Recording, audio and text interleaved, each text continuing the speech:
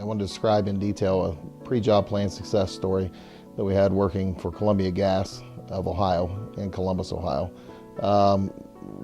We was putting in a service downtown Columbus, Main Street. The place we was putting the service into was a bar, a small bar, brick building, old part of town. During the process of moving the crew out there, or before I moved the crew over there to do the service, I went out and met with an inspector. We talked about it. We knew it was a high trafficked area, and you know, the potential for this to go kind of bad. We had to kill a section of main too, and there was more involved than just the service. But when I met out there with the inspector, she said, I asked her where they was going to put the service at. She says, well, we'll just put it right here, you know, along the side of the building. I said, well, you know, do we know for sure that we have property there? Is it owned by the bar, or is it, you know, city property, or is it owned by the people that owns this parking lot adjacent to it? Well, she didn't know. Well, I said, how deep are we going to put the service across the road? It was a, you know, a city beautification project that they was doing, which they put a lot of flower planters and you know, different things going in the street, including some new storm drains. And she said, well, you know, 24 inches deep. Well, we sure? She didn't know.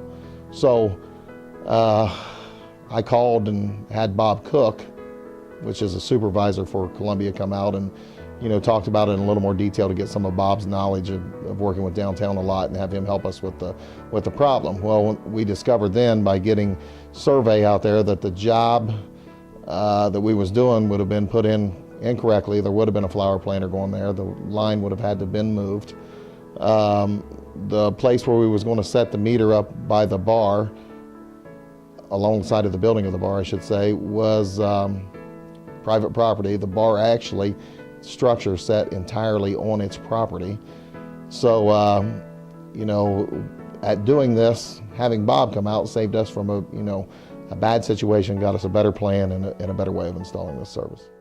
I think there was a direct positive impact on the customer because had we installed the service, I would have to, you know, assume that the customer would have been responsible for paying us you know, in addition to running this service, also paying us for changing the location of the service because survey work and engineering work is not of our responsibility. It is a responsibility of the customer to do that. So I think it had a direct impact on Columbia Gas of Ohio by saving them money, by bringing this to their attention before we actually took any action in doing it. All this would have been completely unknown had we not done the pre-job plan.